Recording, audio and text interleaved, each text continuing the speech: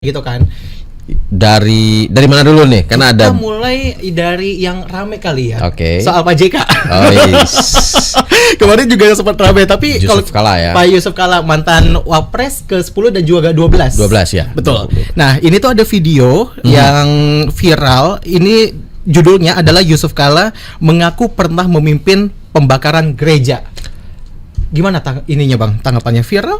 Hoax or Hoax ya, hoax karena memang ini berawal ada sebuah akun TikTok yang menyebarkan dan melabeli informasi tersebut bahwa mantan wakil presiden ini mengaku pernah memimpin pembakaran gereja.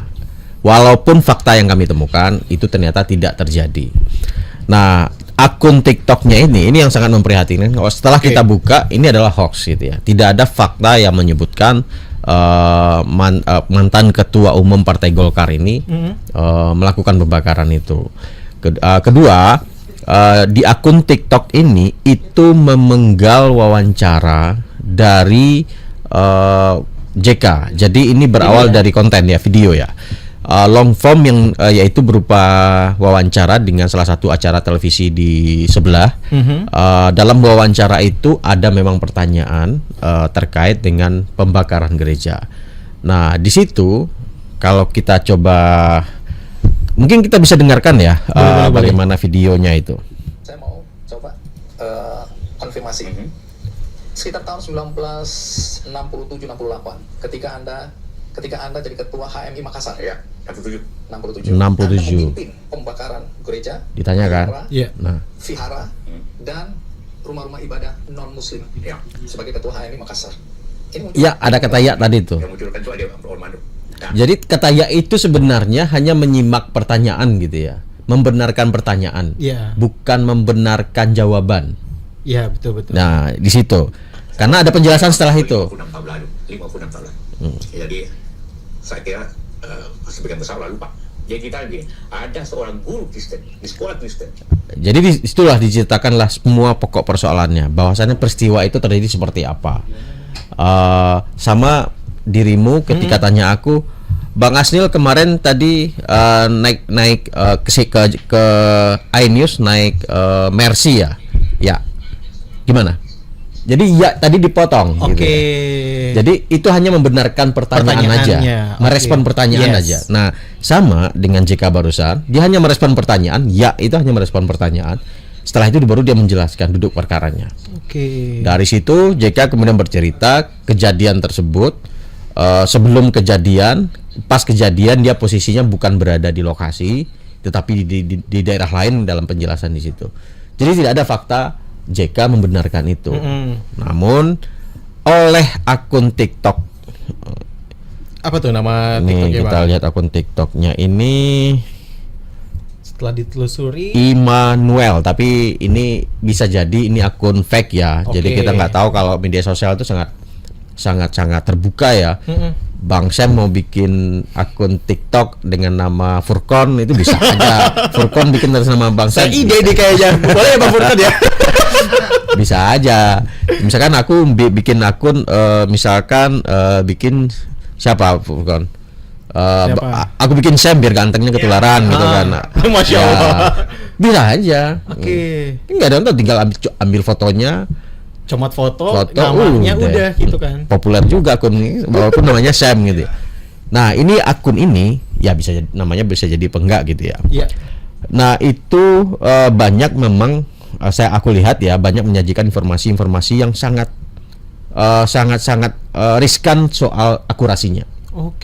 Berarti emang nggak cuma satu-satunya ya yang soal tidak hanya satu akurasinya tadi ya. Jadi ada banyak informasi yang dia membuat konten tujuannya untuk cari view, engagement aja. Jadi bukan untuk seperti tujuan mulia dari jurnalisme gitu ya, untuk menyampaikan sebuah fakta gitu ya, menyampaikan sebuah informasi yang kredibel, artinya teruji gitu ya. Nah, ini enggak. Makanya dia memotong video orang lain, Metro TV gitu disebut, itu diambil kontennya, diambil kemudian dipenggal. Dalam undang-undang hak cipta dia adalah mencuri hak cipta sebenarnya. Karena dia ngambil panjang banget, diambil kemudian dipotong, dikasih narasi baru. Karena kalau misalnya ngelihat dari videonya ini kan panjang banget kan Bang, tapi Panjang sementara yang dipenggalnya itu soal si isu saranya ini Benar. gitu kan. Dan niat banget. Niat banget Iya. gitu loh. Sedetail itu. Tapi Bang Asnil kalau misalnya ngelihat videonya tuh tahu nggak sih ini tuh hoaxnya tuh beredarnya dari kapan kayak gitu? Bentar. Ini sudah yang like itu sudah 23.000. Banyak yang juga. 629 komentar. Oke. Yang save itu 3.514. Oke. Nah, Kalau ini- dari komentarnya boleh lihat gak sih Bang? Kayak yang paling teratas mungkin apa? Apakah membenarkan, percaya atau enggak percaya? Ada yang percaya. Buset, baru tahu gua. Itu yang habis itu di like banyak orang, ribuan orang yang like Oh gitu. iya. Ntar saya ngintip sambil ngintip nih. Banyak yang udah tahu kok sebenarnya tapi nggak mau bersuara karena alasan tertentu. Dan most likely yang komen-komen adalah akun bodong juga. Akun ya, bisa jadi dia sendiri. Bisa jadi dia sendiri, bisa jadi bodong Ya, juga gitu banyak ya. banyak. Dan rata-rata itu ya tadi akun-akun 19 save ini yang cukup itu ya, cukup banyak ya 3.514. Kita tahu dalam sosial media, saya nggak tahu ya di TikTok ya, tapi yang di Meta itu kalau dia nge-save banyak, itu dalam algoritmanya dia akan dikategorikan sebagai konten yang populer atau king konten lah gitu ya, karena banyak di save. Oke. Biasanya Meta akan membuat kebijakan, wah ini menarik untuk jadi FYP banyak orang gitu ya. Miris Jadi ya tapi ya Bang. jadi ini akan bisa di offer ke orang-orang lain yang punya ketertarikan dengan politik gitu ya. Akhirnya dari dalam tanda kutip jadi disarankan konten ini disarankan untuk orang Yes, lain karena sama. banyak di save, di Ya, like, di komen kayak gitu ya. benar. Ini yang berbahayanya. Jadi algoritma itu juga akan bisa berperan untuk melempar lagi isu misinformasi dan disinformasi. Oke. Makanya harus ya terima kasih untuk Furkon ini memang setia di garis tapi hoax ini. Untuk mengonfirmasi dan juga Ya, menguji ya. menguji. Ini terverifikasinya Benar. seperti apa. Nah, ini kebayang yang nge-share aja 4.900 akun. Oke. 4.900 akun. Satu akun dilihat oleh 1.000 orang. Berapa yang kemudian? Kalkulasinya aja udah gila-gilaan ya. Jadi itu udah kayak virus tapi. Oke. Virusnya kena satu orang menulari 100 orang menulari 10.000 orang. Nah itu kan di-share. Ada juga sekarang kan kalau misalnya format dari si TikTok atau media sosial yang lain kan bisa di-retweet juga. Itu belum Ya, termasuk yang nge-retweet belum juga masuk. Bang. Itu Gila ya, dampaknya berapa banyak orang yang kemudian terpapar informasi itu, dan berapa banyak orang yang tersesat gara-gara konten yang tadi yang dibikin sengaja untuk memojokkan mantan wapres kita ini. Mantan wapres ke-10 dan juga ke-12. Iya. Ya memang kita tahu ya mantan wapres ini terbilang dia menjadi wapres pertama waktu zaman SB. Aku udah jadi liputan, pernah wawancara juga bagaimana JK ini cukup lugas untuk ngomong gitu ya. Oke. Waktu SB kamu usia berapa? Masih kecil itu Bang. Jadi gak enak gue. SMP. Jadi gak enak gue Bang.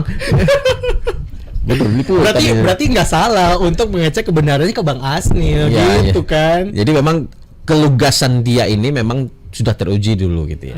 Waktu dia wapres bagaimana dia memberikan informasi yang sangat disukai oleh media kan. Nah sekarang ada penjelasan dia dipotong dan dibikin narasi salah. Kasihan juga sih Pak JK ini. Itu kalau misalnya ada yang nyebar hoax, terlepas itu Pak JK atau siapapun itu, katakanlah Ya. para pejabat, itu tuh kayak yang apa ya, bisa dibilang akun-akun bodong atau akun-akun yang nyebarin tuh maksudnya untuk apa sih? Nyebar ketakutan, Ya. nyebarin atau kayak cuma untuk naikin engagementnya doang apa gimana sih Bang? Banyak motif ya Bang ya. Kalau ini kalau saya lihat motifnya engagement dia ya. Tapi dia berapa kali naikin kartun.